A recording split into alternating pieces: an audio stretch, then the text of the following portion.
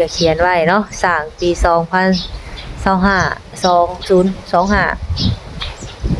ทวนยังบ่ทันอัดเนาะ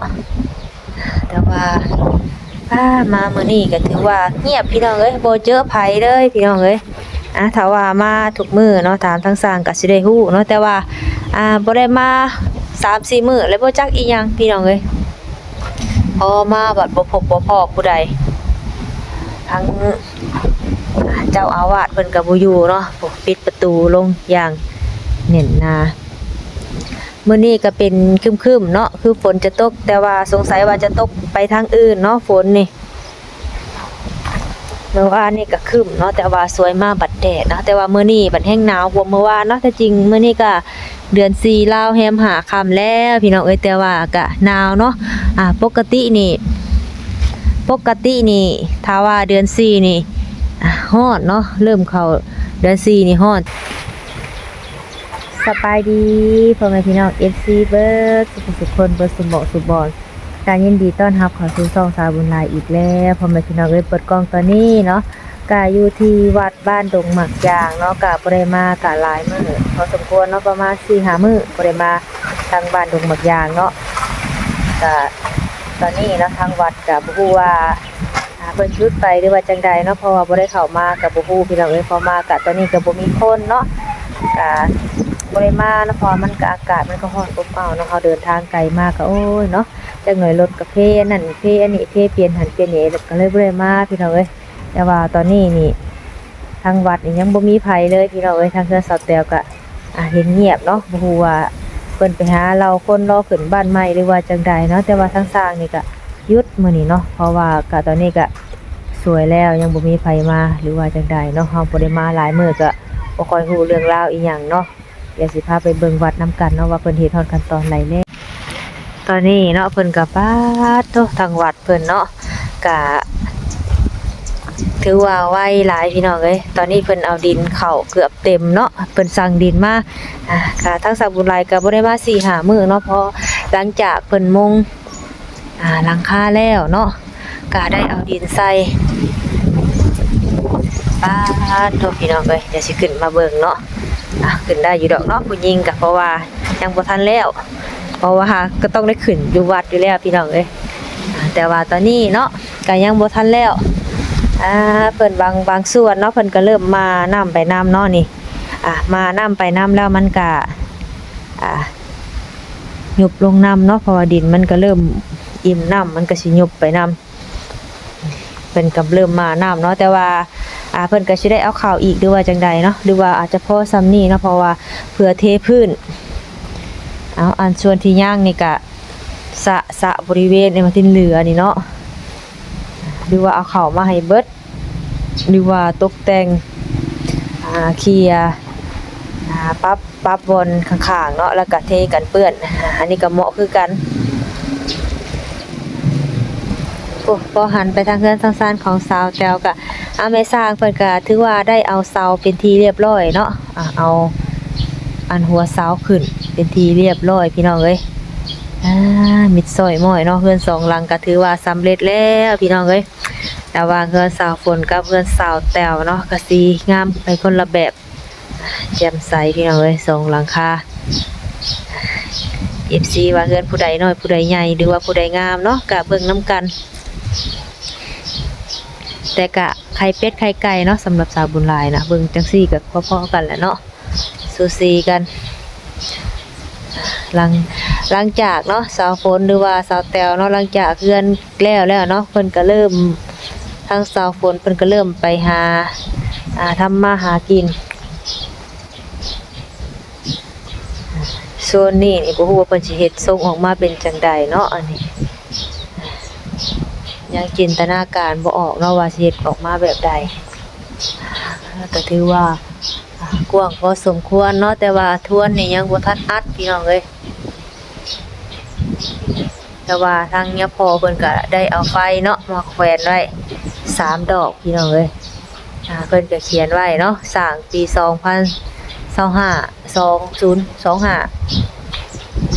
ทวนยังบ่ทันอัดเนาะแต่ว่ามามื้อนี้ก็ถือว่าเงียบพี่น้องเอ้ยบ่เจอไผเลยพี่น้องเอ้ย ถ้าว่ามาทุกมื้อเนาะถามทางสร้างก็สิได้ฮู้เนาะแต่ว่าบ่ได้มา3-4 มื้อแล้วบ่จักอีหยังพี่น้องเอ้ยพอมาบัดบ่พบบ่พ้อผู้ใดทั้งเจ้าอาวาสเพิ่นก็บ่อยู่เนาะปิดประตูลงอย่างแน่นหนามื้อนี้ก็เป็นครึ้มๆเนาะคือฝนจะตกแต่ว่าสงสัยว่าจะตกไปทางอื่นเนาะฝนนี่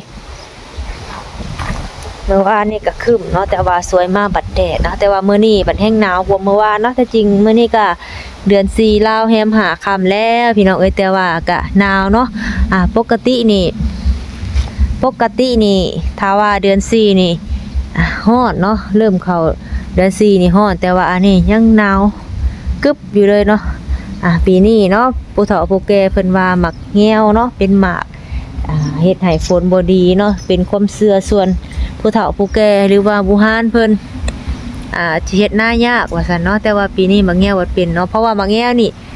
มันสิบาปีเป็นเนาะมันบ่ได้เป็นทุกปี 2-3 ปีจึงเป็นหมากแต่ว่าปีนี้บัดแห้งหนาวเนาะปีนี้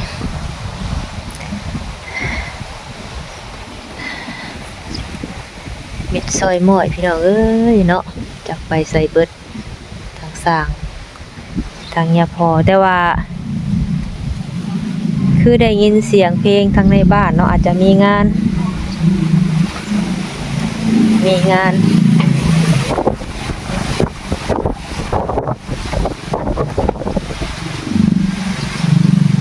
ทางเฮือนสังสรรค์สาวแต๋วเพิ่นก็มีจีดี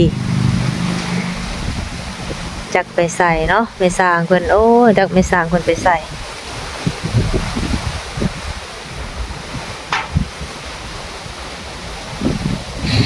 ก็ถือว่าทางวัดว่าอารามเพิ่นก็เนาะสร้างไว้ขนาดเนาะเอาดินใส่เป็นที่เรียบร้อยเอาดินใส่นี่คือสิแม่นชาวบ้านมาช่วยกันเนาะเพราะว่าทางสร้างเพิ่นนี่จ้างเฉพาะมุงหลังคาเนาะแต่ว่าเรื่องเอาดินใส่นี่น่าจะเป็นชาวบ้านช่วยกันออกแฮง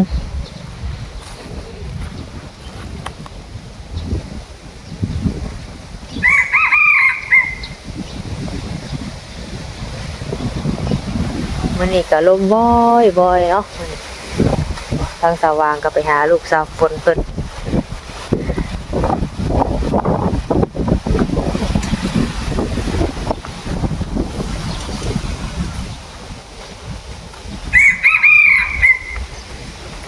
บ่ได้มาหลายมื้อเนาะทางแม่สร้างเพิ่นก็เฮ็ดเสาประมาณ 4-5 มื้อนี่เนาะเห็นในคลิปสาวบุญเนาะเพราะว่าสร้างสาวบุญเพิ่นก็ช่วงนี้เพิ่นก็ไปแต่หาน้องบุญทวีถือว่าเก่งพอสมควรเนาะแม่สร้างเพิ่นเก่งสุดยอดเนาะเฮ็ดเสาต้นไม้ใหญ่เนาะเพิ่นปลูกเสาขึ้นสำเร็จเสร็จสิ้น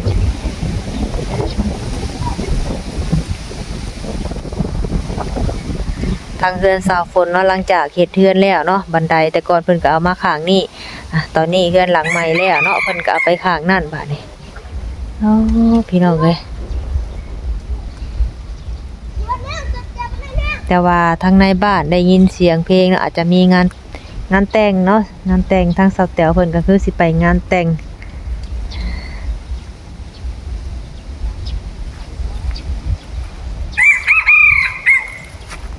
ล็อกประตูไว้เป็นที่เรียบร้อยเนาะมื้อนี้ก็มาตอนนี้บ่เจอผู้ใดพี่น้องเอ้ยจักแม่นบ้านเพิ่นมีงานอีหยังเนาะเพราะว่าทางเฮือนสาวฝนก็มิดจีรีบ่เห็นคนทางเฮือนสาวแต๋วก็มิดจีรีเนาะก็ไปทำมาหากินเนาะเฮือนซ่านแล้วก็สิให้มานั่ง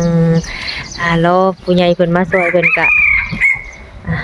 ให้ทำมาหากินเนาะเพราะว่าเพิ่นเฮ็ดเฮือนให้นี่ก็ถือว่าเป็นบุญใหญ่ล้นทับอันหลวงแล้วพี่น้องเอ้ยมิดจีดีว่าจักคนไปใส่เบิดเนาะแต่ก่อนก็พอมีคนพี่น้องเอ้ยพอมาช่วงนี้นี่คือแบบรถเที่ยวทางก็บ่ค่อยมีเลยเงียบสุดๆเลยมื้อนี้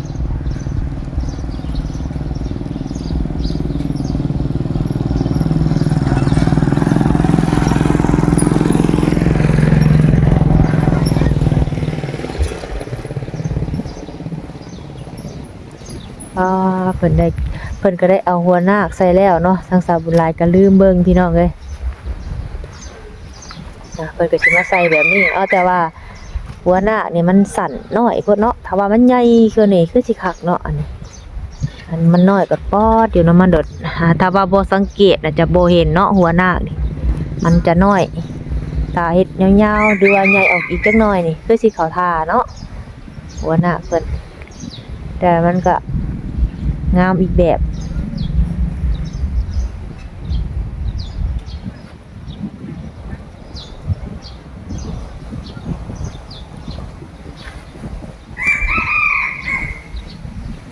แต่ว่ามื้อนี้เนาะทางแม่สร้างนี่บ่ฮู้ว่าอยู่เฮือนหรือว่าจังใดเนาะพี่น้องแต่ก็คาดว่าสิไปหาเพิ่นบัดยันเพิ่นออกไปให้ไปหน้าเนาะเพราะว่าเพิ่นก็มีเวียกหลายเนาะทางแม่สร้างนี่ก็เฮ็ดมันแน่บางเทื่อเพิ่นก็อาจจะไปสวนมันของเพิ่นเนาะพี่น้องเอ้ยหลังจากมุงหลังคาแล้วเนาะก็ใหญ่แบบตึงๆอยู่พี่น้องเอ้ยคือแบบคำว่าตึงเลยก็คือแบบใหญ่เนาะใหญ่อลังการเนาะแต่ว่าทางบ้านเอื่นว่า ตึงพี่น้องเลย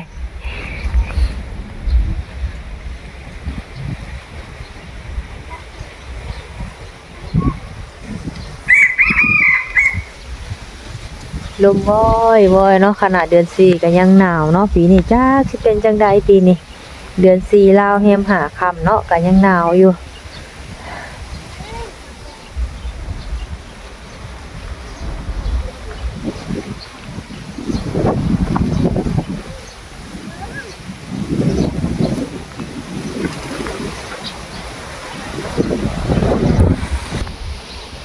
เดี๋ยวสิมากราบพระก่อนพี่น้องเอ้ยเพราะว่ามาแต่ละเทื่อเนาะก็ทางสาวบุหลายก็ได้มากราบพระเพิ่นนี่เนาะเพราะว่าก็แต่ว่าทางวัดเพิ่นนี่ยังบ่มีธรณีหรือว่าพระฤาษีเนาะแต่ว่าทางวัดบ้านของสาวบุหลายก็มีแล้วเนาะแต่ว่าทางวัดเพิ่นมีพระ1องค์เนาะพระพุทธรูปเฮือนเวลาเพิ่นสงฆ์พระแต่ก่อนเนาะแต่ก่อนยังบ่มีศาลาลงธรรมเนี่ยเพิ่นก็จะไว้บ่นานเนาะเป็นเฮือนน้อยๆเนี่ยเนาะเพิ่นก็สิเอาพระมาไว้เนาะเรียงไว้แต่ว่าบ่ฮู้ว่าจักองค์เนาะพระเพิ่นก็พุ่นแหละอยู่ในกุฏิเพิ่นพุ่นเนาะพี่น้องเนาะกุฏิอยู่ในกุฏิเนาะมื้อสงฆ์พระนี่เพิ่นก็สิเอามาลงอยู่หั่นแล้วก็ชาวบ้านเพิ่นก็ยืนสงฆ์พระเนาะเพราะว่ามันก็ต่ำๆเนาะรดน้ำใส่บางคนเพิ่นก็โตงเอาอยู่ตารางอยู่พื้นมันน่ะเนาะเอาน้ำล้างพระว่าเป็นความเชื่อส่วนบุคคลว่าโอ้ยเอามาฮดเสาเฮือนเสาศาลล้างรถหรือว่าเอามาเพื่ออีหยังต่างๆล้างบาปล้างเวรคิดบาปคิดกรรมเนาะให้อยู่ดีมีแฮงอายุหมันขวัญยืนว่าซั่นซะเพิ่นก็เชื่อแนวนี้เนาะแต่ว่าเพิ่นก็สิฮดแต่ว่าพระองค์นี้เนาะก็สิตั้งอยู่นี่ก็คือสิมาส่งพระอยู่นี่แหละเนาะแต่ว่าเป็นพระองค์น้อยเพิ่นก็สิอยู่ในจักสิเอิ้นว่าอีหยังน่ะเนาะเพื่อนพระหรือว่าจังใดเนาะน้อยๆน่ะมื้อนี้ก็ลมเนาะมื้อนี้ก็ถือว่าลมแรงพอสมควร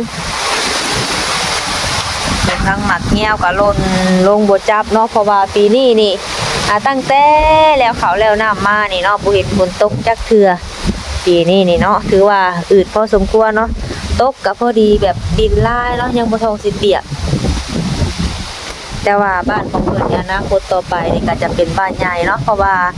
ก็เริ่มต้นที่50ปลายหลังคาเนาะขยายออกมาพุ่นละอีก 4-5 ปีข้างหน้าน่าจะฮอด100หลังคาอันนี้ก็ถือว่ามีความสามัคคีกันพอสมควรเนาะขนาดบ้านน้อย50กว่า50ปลายหลังคาเนาะบ่ฮอด60กว่าเรือนก็ยังมีความสามัคคีเฮ็ดเวียกเฮ็ดงานร่วมมือร่วมใจกันถือว่าโชคดีเนาะพี่น้องเนาะเพราะว่ามีประชาชนอยู่บ้านนี้หน่อยเนาะแต่ก็ได้สร้างวัดจากผู้ใหญ่ใจดีเพิ่นได้สร้างวัดให้ก็ถือว่าดีพอสมควรเนาะถ้าว่าเก็บเงินจากชาวบ้านนี่โอ้ยเนาะคือสินานเพราะว่าชาวบ้านนี่หน่อยเนาะ10ครัวเรือนถึงว่าจะเก็บครอบครัวละ1,000-2,000นี่ก็คือสิอีกหลายปีเนาะเพื่อสิพอเฮ็ดศาลาโอ้ทางชาวบ้านเพิ่นก็ปาดเนาะสงสัยไปกวาดมันบัดนี่เพิ่นเดียวบ่เงินงามสาวแต๋วสีแบบอยู่พ่อใหญ่อันนั้นเนาะเพิ่นมาแต่ไสเด้เนาะพ่อใหญ่ที่มักมาวัดหรือว่ามาเยี่ยมชมเพิ่นสาวแต๋วเพิ่น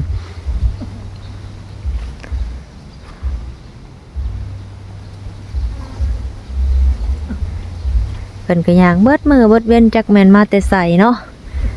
เว้าต่อพี่น้องเอ้ยถ้าว่าเก็บเงินจากชาวบ้านนี่บ่ฮู้ว่าปีใดเนาะขนาดทางบ้านของสาวบุญหลายนี่ก็ถือว่าบ้านใหญ่พอสมควรเนาะแต่ว่าเฮ็ดวัดเฮ็ดหยังเก็บกันแต่ละปีบ่ว่าจะเฮ็ดบุญแน่หารายได้จากการเฮ็ดบุญแบบว่าไปแผ่บ้านนั่นบ้านนี้เนาะก็เก็บเฮ็ดบุญแน่บุญของเขาแน่บุญสารพัดเนาะแต่ก็หลายปีเพื่อสิแล้วเนาะแต่อันนี้นี่ปึ๊บปั๊บทันใจขนาดเพราะว่า50ครอบครัวนี่ก็เก็บเพื่อนปีละพันปีสมมุติว่าเฮือนละพันเนาะ5ปีก็5,000บาทนี่ก็เฮือนหนึงก็มีตอนนั้นได้ยินว่า58 56 17นี่เนาะซึ่งสาวบุญหลายก็บ่จื้อแต่ว่าบ่ฮอด60พี่น้องเอ้ยก็คือสิอีกดนพอสมควรเนาะอันนี้เฉพาะค่าสร้างก็เก็บนำชาวบ้านก็ยังยากแล้วเนาะเพื่อสิจุบค่าสร้างอันนี้รวมทั้งเบิดพี่น้องเอ้ยเพราะว่าจะเป็นทางผู้ใหญ่เพิ่นซอยนี่ก็หลายอันพอสมควรเนาะแต่ว่าทั้งเสานี่เพิ่นสิแม่นทางบ้านเพิ่นพี่น้องเอ้ยแต่ว่าทั้งเป็นหลังคาแน่เป็นค่าสร้างแน่นี่แม่นทางผู้ใหญ่ทางเบาเตียงเพิ่นส่วนต่างๆเนาะก็ดีอกดีใจนำชาวบ้านดงมักยากเนาะถึงจะเป็นบ้านน้อยเนาะแต่ก็มีความอบอุ่นมีความสามัคคีถูกต้องกันเนาะฮักแพงกันสำหรับคลิปนี้เนาะก็สิได้ขอจบคลิปลงไปก่อนเนาะพี่น้องเนาะเว้าเองเองเนาะสำหรับคลิปนี้ก็บ่มีสาระปานใดเนาะก็ขอโทษขออภัยนำ FC ขอบคุณเนาะที่เข้ามาติดตามรับชมคลิปของสาวบุญหลายพี่น้องเอ้ยก็ฝากกดไลค์กดแชร์เบิ่งคลิปเบิ่งโฆษณาให้สาวบุญหลายคือเก่าคือเดิมเนาะทุกคอมเมนต์คือกำลังใจเนาะเข้ามาแล้วฝากกดไลค์กดแชร์เด้อเนาะสำหรับคลิปนี้ขอกล่าวคำว่าสบายดี